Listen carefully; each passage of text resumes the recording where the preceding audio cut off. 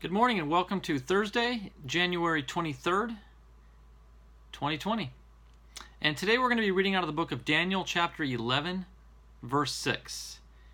And the title of the devotion is The Coming Conflicts.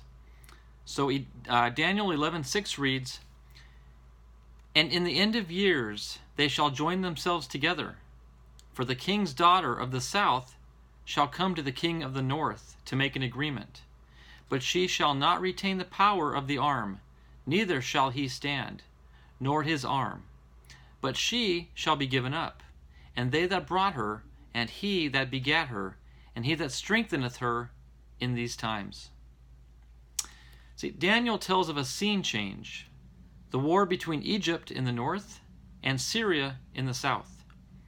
The Greek king of Egypt, Ptolemy Philadelphus, wanted an alliance with the two countries, so he offered his daughter Berenice to the king of Syria, Antiochus Theos. There was one problem. He was already married to Laodice and had children by her. King Ptolemy insisted that Antiochus divorce her and marry Berenice. A few years later, King Ptolemy died, and Antiochus returned to his first wife, who later killed him because he seemed indecisive to her. Then Laodice ordered the death of Berenice and her children, so she fled, but was later located and executed. Sounds like the script of a soap opera show, but it was not. It was an attempt for peace at any price. In the past, daughters have often been used as pawns in a solution for peace. Even in rival families, at times, fathers have dedicated their daughter to the son of the rival family in order to bring peace. But most of the time, it only brings more confusion and insult to injury.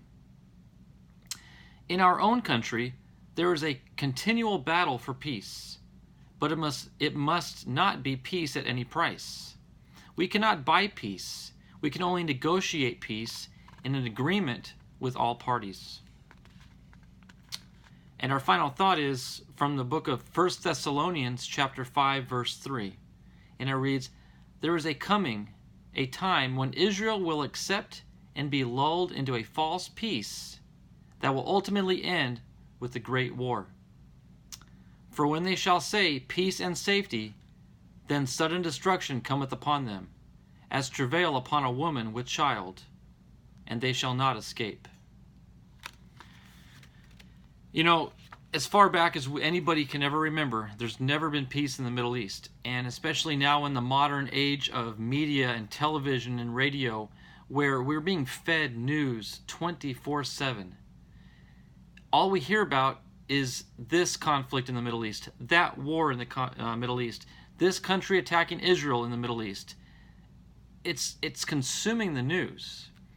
And for decades, for hundreds of years, I shouldn't say hundreds of years, but for decades, presidents of the United States, presidential candidates for the United States, because we are a huge supporter of Israel and we have a lot of influence in the Middle East, these politicians have always preached, if you elect me, I will bring peace to the Middle East.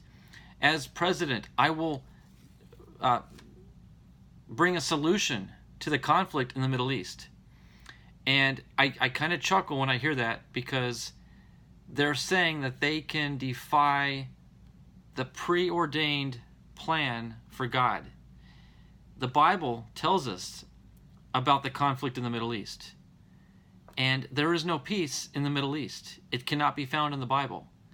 Yet when a final resolution does occur, when peace is finally brought to the Middle East, it will be a false peace, because that is the onset of the Antichrist, who, from all intents and purposes, looks like a good guy at first.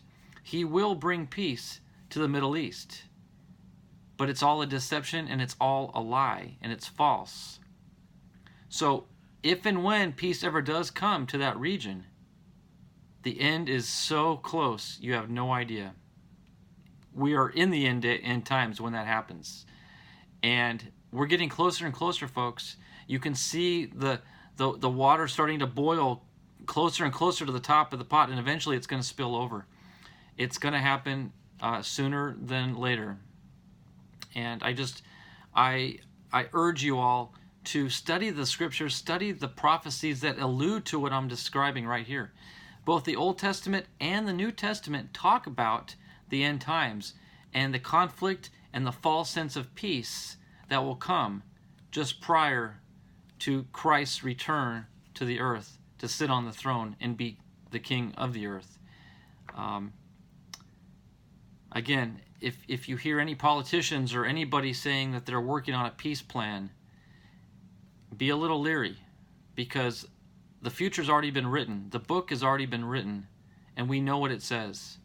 So if you hear somebody contradicting the Bible, that should be a cue in your mind, something to look out for.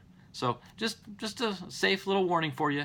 But I hope it's been educational, and I hope it's brought some interest and desire for you to study more and dig deeper into the prophecies, because it is absolutely fascinating when you get deep into the Word and you start to see not only future events as possibilities, but modern day events leading to those future events.